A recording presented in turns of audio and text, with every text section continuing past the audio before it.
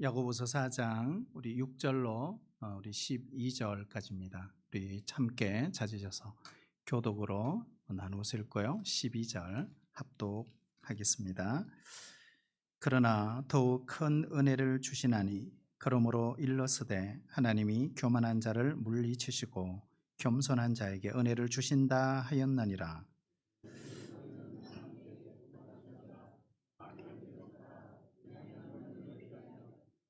하나님을 가까이 하라. 그리하면 너희를 가까이 하시리라. 죄인들아 손을 깨끗이 하라.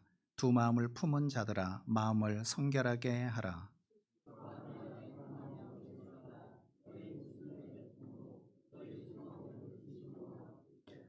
주 앞에서 낮추라. 그리하면 주께서 너희를 높이시리라.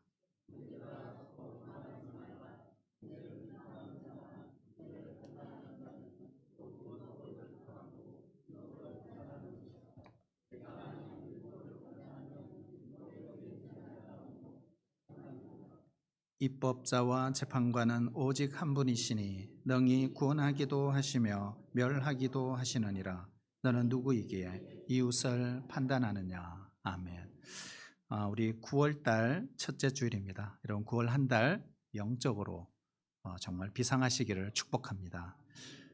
영적 허리띠를 콱 쪼아매시고 정말 내 몸을 복종시켜 기도하고 성경 붙들고 예배의 자리를 지키고 전도하면서 이 9월 한 달 정말 새 생명 축제 선포식처럼 우리의 영적인 그런 선포식이 시작되는 한 주가 되시기를 축복합니다.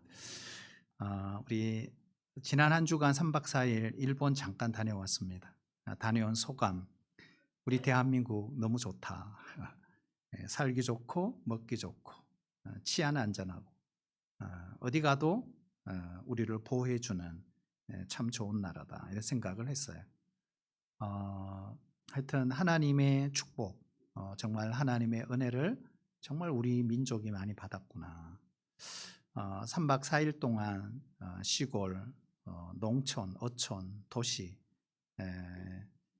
그리고 뭐 오타루, 삿포로 여러분 잘 아시는 도시를 다녀봐도 십자가 한 곳 본 적이 없습니다. 그러니까 우리나라는 어때요? 눈만 들면 십자가예요. 웬 교회가 이렇게 많어? 이렇게 하지만 이게 참 축복이다. 우리가 사실 일본 가서 주일날 예배 한번 드리기 어렵습니다, 여러분. 주일날 예배 어렵습니다. 그만큼 정말 하나님께서 이 민족 황폐했던 이 땅, 황량했던 이 땅에 복음을 주시고 또 선교사들을 통해 은혜를 주셔서 교회를 세우시고 우리가 이거 마음껏 예배하고 언제든지 기도할 수 있고 예배할 수 있는 이런 공간이 있다는 게 얼마나 감사한지 모릅니다. 다 은혜입니다, 은혜.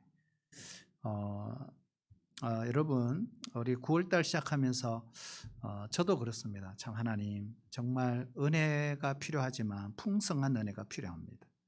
그리고 큰 은혜가 필요합니다.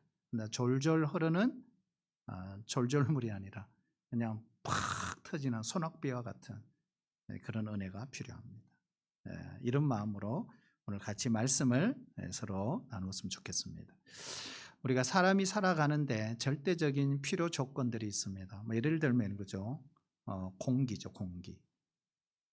동물이나 식물이나 그리고 우리 인간도 공기가 없으면 숨을 쉬지 못하니까 죽을 수 있습니다. 물도 있어야 돼요, 물. 그렇죠? 물. 여러분 우리나라 물이 얼마나 맛있는지 아세요? 가서 한번 마셔봐야 우리나라 물이 맛있구나, 잘 만들구나 이런 생각을 할 수 있습니다. 여러분 물의 오염도 심각해져서 바다, 호수, 강, 지하수 할 것 없이 심각합니다. 우리 깨끗한 공기 우리가 호흡을 해야 되죠. 맑은 물 마셔야 되고 또 이 잠이라는 게 중요하잖아요. 수면, 그러니까 잠을 푹 자는 것, 그리고 먹어야 생명을 유지할 수 있습니다. 이런 것들은 우리의 육신의 생명을 유지하기 위한 필수 조건, 절대적 조건입니다. 하지만 우리의 영혼의 생명을 유지하는 조건은 될 수 없습니다. 잘 살고 못 사는 것이 마음먹기에 달렸다고 하지만 마음먹기에 따라서 행불행이 결정되거나 생사가 결정되는 것은 아닙니다. 성경은 그 조건을 뭐라고 한다고요? 은혜, 그레이스라고 합니다. 우리는 은혜로 죄 용서받고, 은혜로 구원받고, 은혜로 복받고, 은혜로 형통한 삶을 누리게 되는 것입니다. 성경 전체는 바로 뭘까요? 하나님의 은혜로 가득합니다. 그것이 창세기부터 계시록까지 은혜의 물줄기가 계속 흐르고 어디를 읽어도 우리는 그 은혜를 경험할 수 있습니다. 그래서 오늘 야고보 사도도 큰 은혜라는 말로 하나님의 은혜를 설명하고 있는 것입니다. 결론부터 말씀드리면 우리는 따를까요? 은혜를 받아야 합니다. 자, 이게 결론이에요. 우리는 은혜를 받아야 합니다. 이왕 은혜를 받을 바에야 맛만 보지 말고 오늘 말씀처럼 큰 은혜를 받아야 합니다. 문제는 어떻게 이 큰 은혜를 받을 수 있느냐 하는 것입니다. 오늘 말씀에 보면 첫 번째로 따를까요? 겸손할 때. 자, 우리가 겸손할 때 큰 은혜를 받을 수 있다고 했어요. 6절 우리 같이 읽어볼까요? 시작.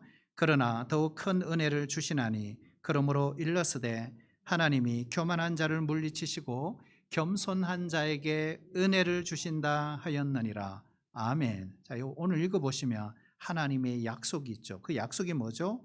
큰 은혜를 약속하셨어요. 누구에게? 겸손한 자에게. 그렇죠? 큰 은혜를 주겠다. 자, 그러면서 여기에 우리가 주목해야 될 또 교훈이 있어요. 그게 뭐냐? 교만입니다. 교만. 반대로 하나님은 교만한 자를 이렇게 다루신다라고 말씀합니다. 여러분, 교만한 자를 하나님은 어떻게 대하신다 그랬죠? 물리치신다 그랬어요. 자, 여기에 물리친다는 말은 뭘까?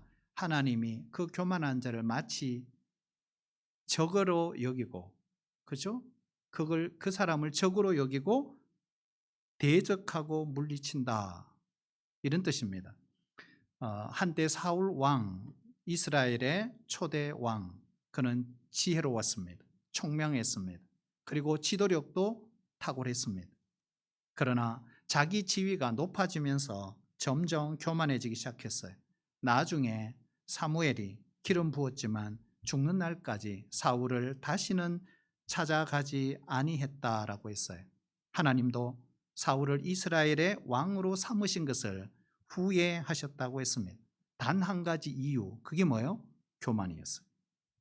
결국 교만 때문에 버림받았고 다시 만나고 싶지 않고 다시 찾아갈 가치도 없는 사람, 그 사람이 바로 사울 왕이 된 것입니다.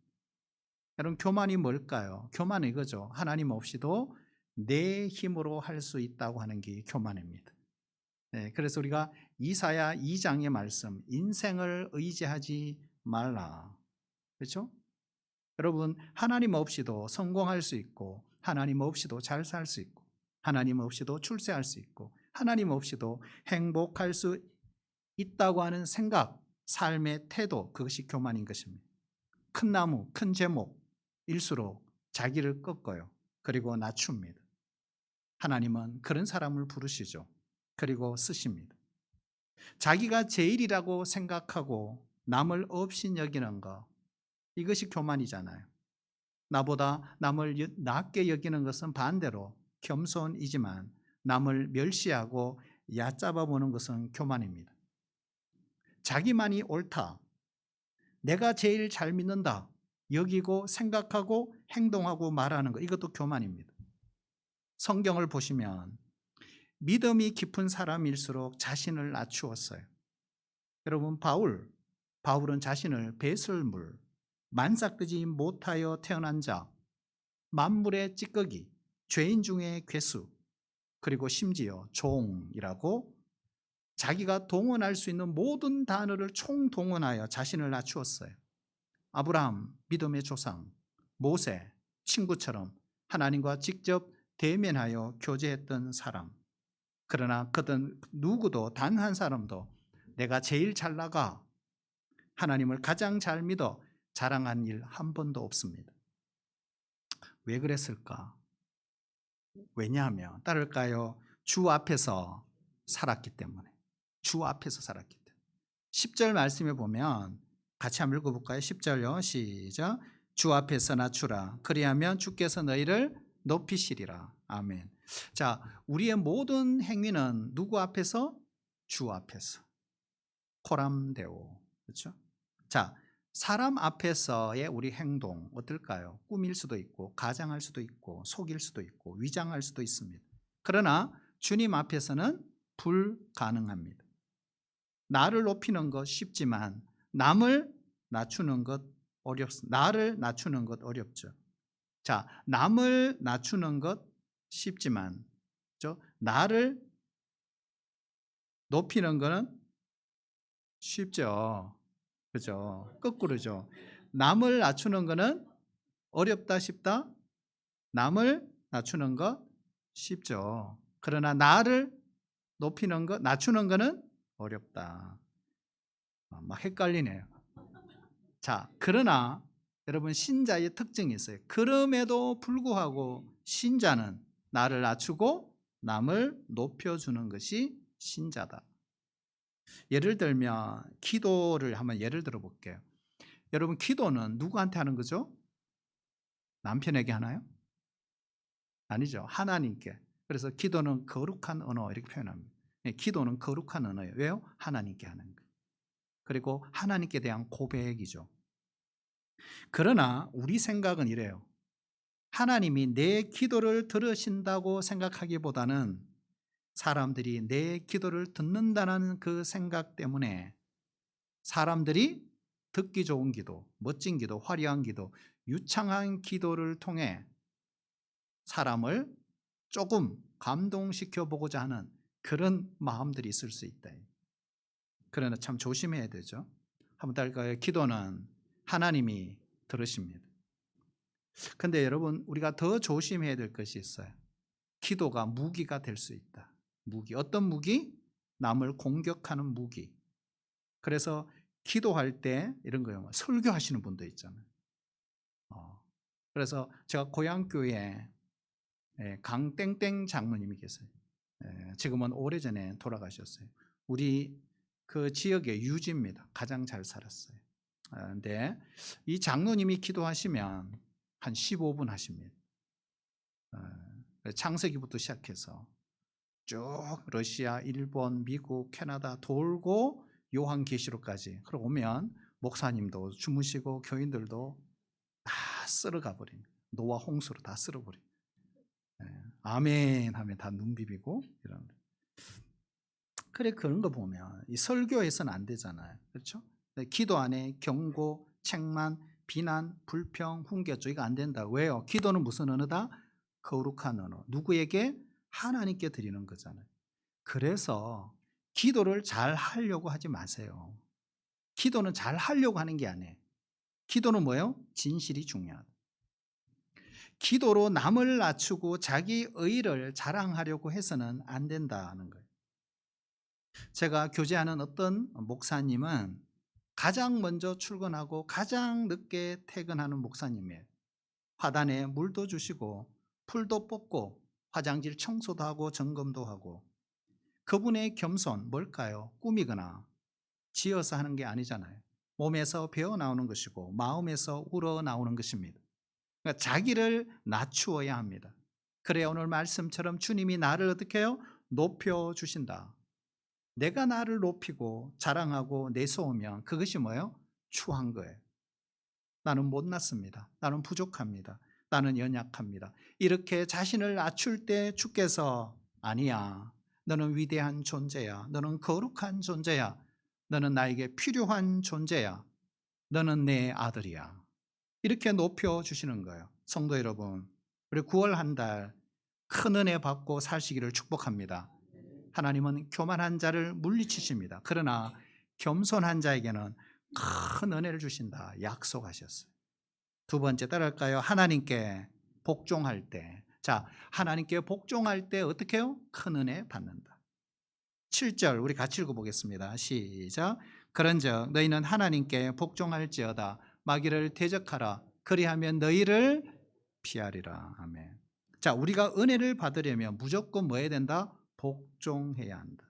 자, 따지고 캐고 밝히고 규명하려면 은혜 받지 못한다. 예를 들어 부모가 자녀들에게 아무리 말해도 자녀들은 그게 들릴까요? 이해가 될까요? 아니에요. 요즘 중2 그러나 갱년기는 사춘기를 이긴다고 했어요. 저희 집 사람이 열심히 이기고 있습니다. 근데 중2 만만치 않습니다. 오늘도 운동 있다고 일부 예배 드리고 그냥 횡성으로 날아버렸어요. 대단하지 않습니까? 중2.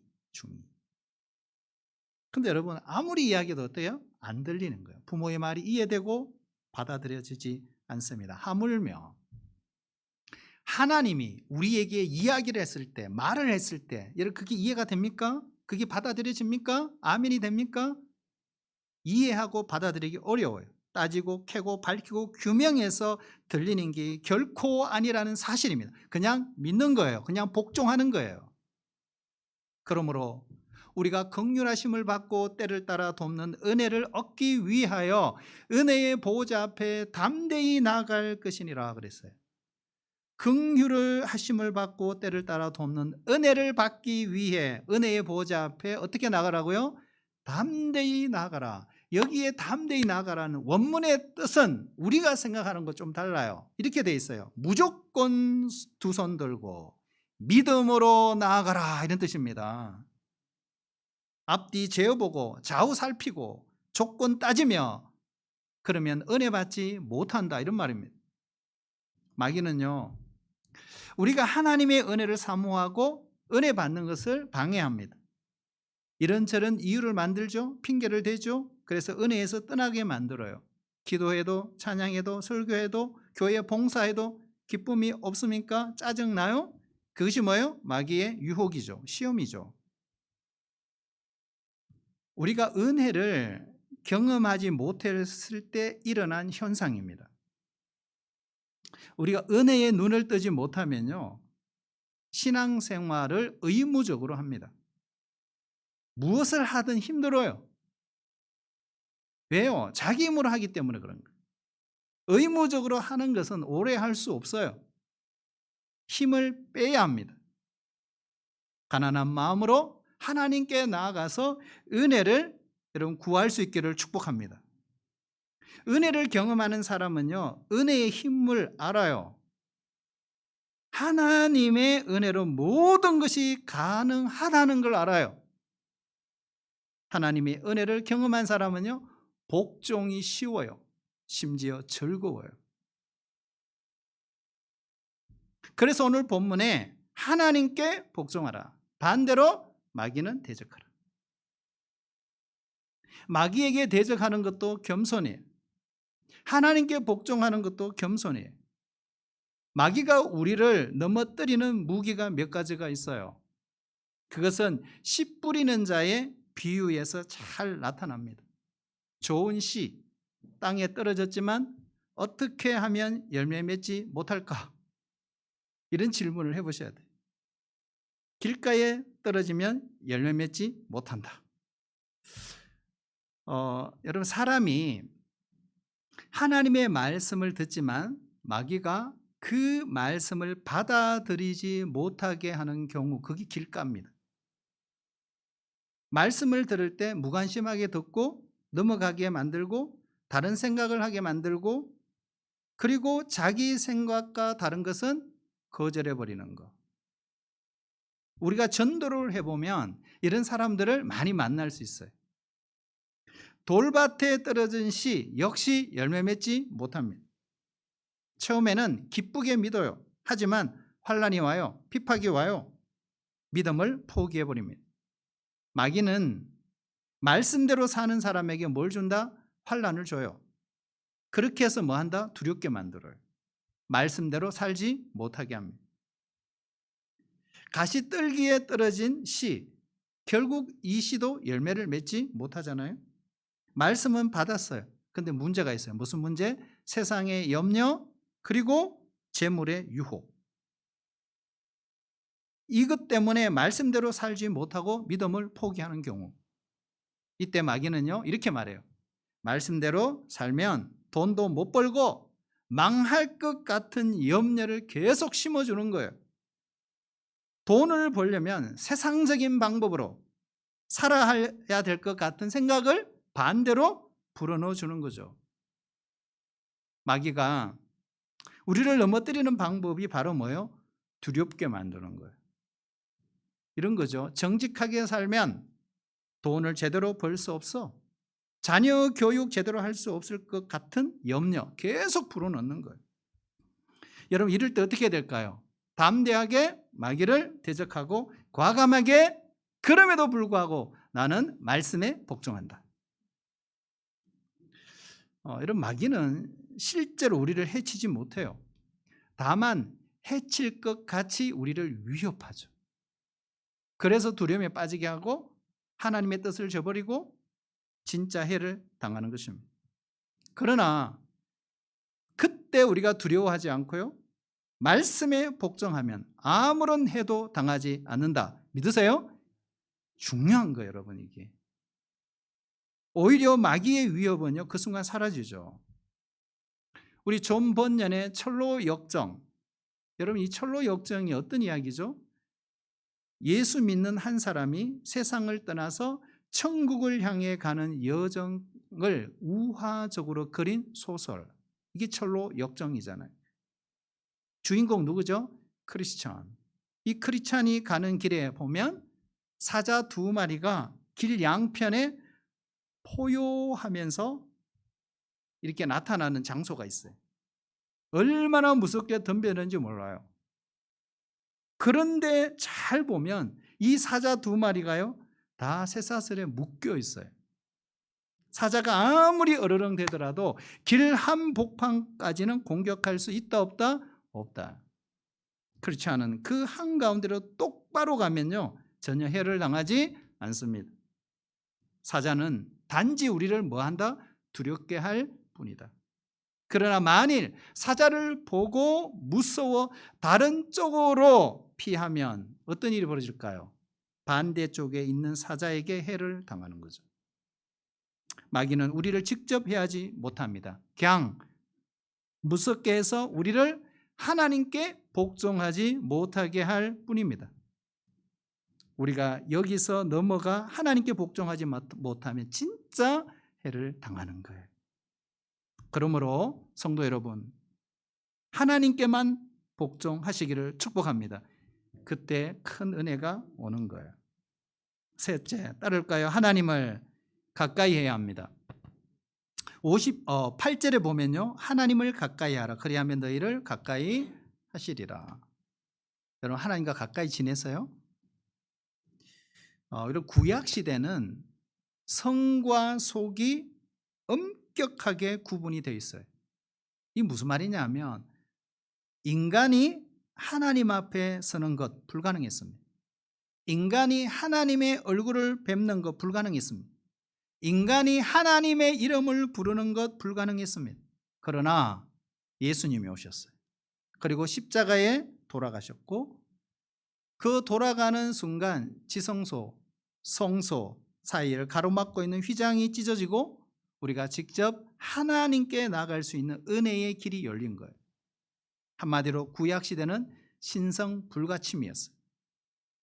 우리가 예수 믿기 전에 우리를 보면 예수 밖에 있었던 사람, 이방인이었습니다. 그러나 이제는 달라졌죠. 하나님의 자녀, 신자, 하나님의 백성이 되었어요. 그러니까 하나님과 멀리 떨어진 사람들이 아니에요. 예수의 피로 가까워졌어요. 그런데 문제가 있어요. 우리와 하나님 사이를 이간질하고 갈라놓으려고 하는 세력이 있다.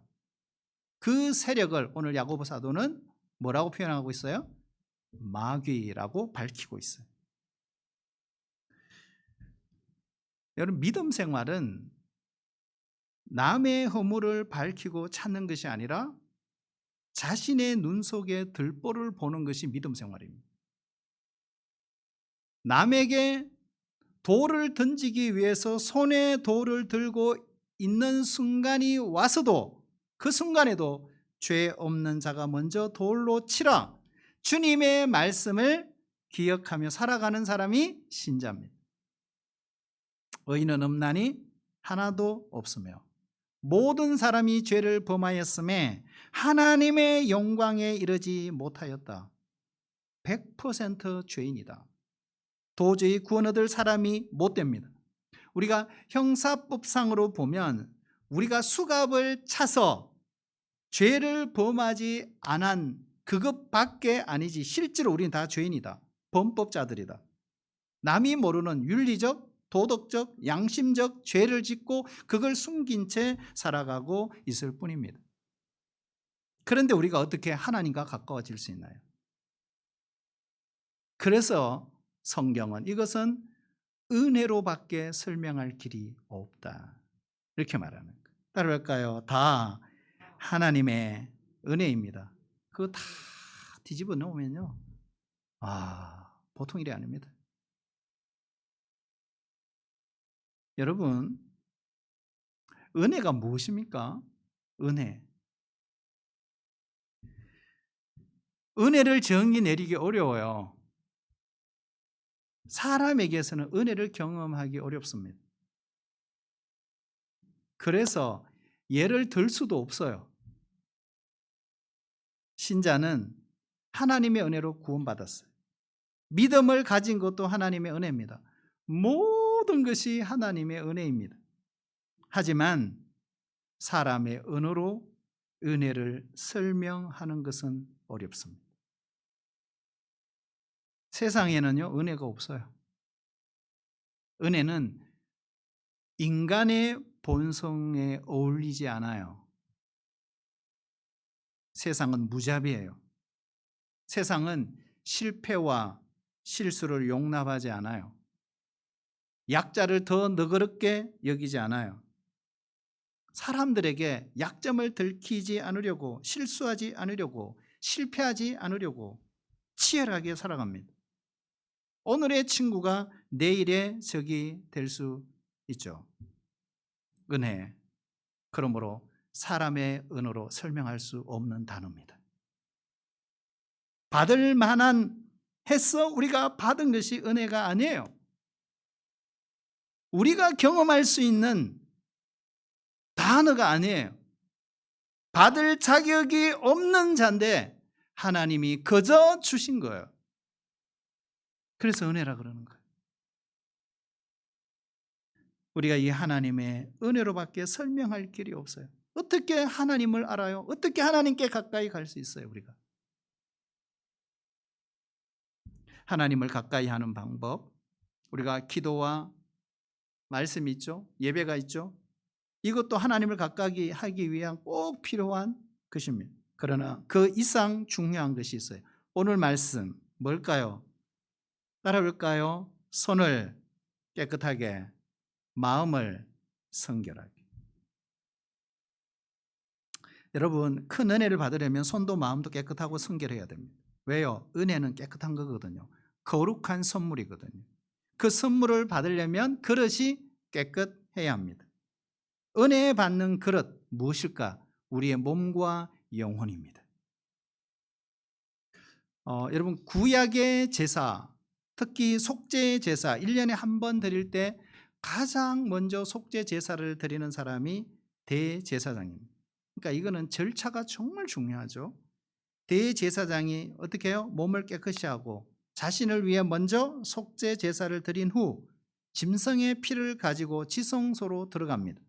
그리고 제사 예식을 행합니다. 거룩한 제사를 드리는 대제사장 자신이 먼저 깨끗하고 죄 사함을 받아야 했습니다. 그래서 예식이 중요하죠. 그래서 여러분, 큰 은혜를 받으려면 결국 이거죠. 생각, 양심, 몸, 행실, 영혼 깨끗해야 합니다. 부목사 시절 때 담임 목사에 대한 불만들이 부목사들이 되게 많습니다. 그래서 담임 목사님을 뒤에서 어떻게 해요? 씹어요. 왜 그러냐? 목사님이 싫어서 씹는 게 아니에요. 우리를 피곤하게 하시니까. 당신이 직접 예배당을 돌아다니며 떨어진 휴지를 줍고 화장실에 켜져 있는 불을 끄고. 그런데 그때는 몰랐어요. 담임 목사가 되어보니 담임 목사님의 마음을 이해할 수 있게 된 거예요. 보이지 않던 것이 보이고 여기저기 거미줄이 떨어진 휴지 조각이 바닥에 눌러붙은 껌딱지가 불필요한 전기. 그래서 제가 내린 결론이 있습니다. 이런 하나도 주님의 것을 제 멋대로 쓰면 안 된다. 둘째로 내 것과 하나님 것 철저히 구분해야 한다. 세 번째로 교회 헌금은 내 주머니에 넣고 관리해서는 안 된다. 다섯째, 내 멋대로 사용해서도 안 된다. 그런 면에서 보면 우리 동부 공동체, 저는 가장 모범적인 교회라고 자랑하고 싶습니다. 여러분 어떻게 생각할지 몰라도 손을 깨끗하게, 마음을 성결하게, 그래야 큰 은혜를 받습니다. 네 번째로 따를까요? 회개해야 합니다. 자, 9절 보면 우리 같이 읽어볼까요? 9절요. 시작. 슬퍼하며 애통하며 울지어다. 너희 웃음을 애통으로, 너희 즐거움을 근심으로 바꿀지어다. 아멘. 자, 보면 왜 웃음을, 즐거움을 애통으로 근심으로 바꾸라 그랬을까? 이 참 여러분 궁금하지 않습니까? 자, 그렇다면 야고보 사도는 무엇 때문에 웃고 즐거워한다고 말하고 있을까? 이런 거예요. 이런 건데, 성도들을 보니까 세상 형편이 좋아졌어요. 예를 들면 핍박이 없어졌다든지 경제 형편이 좋아졌다든지 어려움이 해결되었어요. 요즘 말하면 집이 없다가 생겼어요. 차가 없다가 생겼어요. 들어가고 싶은 대학에 들어갔고 원하는 직장에 들어가면 어떨까요? 기분이 좋겠죠? 긴장이 풀리겠죠? 만족하겠죠? 집이 생기고 차가 생기고 들어갈 원하는 대학, 직장 들어갔다면 어떻게 해야 될까요? 여러분 생각해봐요. 어떻게 해야 될까요?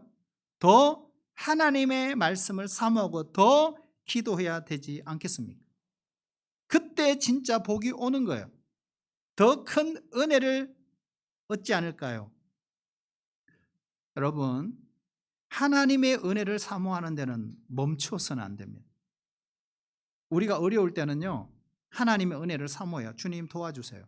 왜요? 바라볼 때가 그것밖에 없으니까. 그러나 어느 정도 살만하면 어떻게 될까? 예전에 간절함이 없어져요. 지푸라기로 잡고 싶은 심정, 하나님을 사모하고 바라보았던 그 간절함이 사라지는 거예요. 큰 은혜의 문턱에서 주지 않는 거예요. 믿음에 만족하는 이유 뭘까요? 진짜 믿음의 거장을 만나본 적이 없기 때문에 그렇습니다. 영적인 거장들 하나같이 하나님 앞에 울었어요. 그들은 애통했어요. 자신의 쓸모없는 종으로 생각했어요. 이유가 뭘까? 하나님의 은혜는 엄청난데 자신의 믿음이 너무 작기 때문에. 그래서 스스로 만족하지 못하도록 뭘 줘요? 어려움을 줘요. 때로는 사고를 주시죠. 병을 주시죠.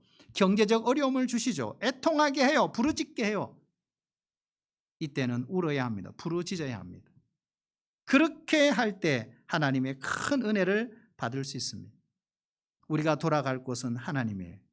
그래야 은혜 받고 생명 받고 구원 받고 영생을 받게 되는 것입니다. 회개 없는 신자는 신자가 아닙니다. 마지막 다섯째로 따라볼까요? 형제를 비방하지 말아야 한다. 자, 형제를 비방하지 않을 때, 자, 11절에 보면 형제들아 서로 비방하지 말라. 왜요? 비방, 비난을 하실 분은 누구라고요? 하나님.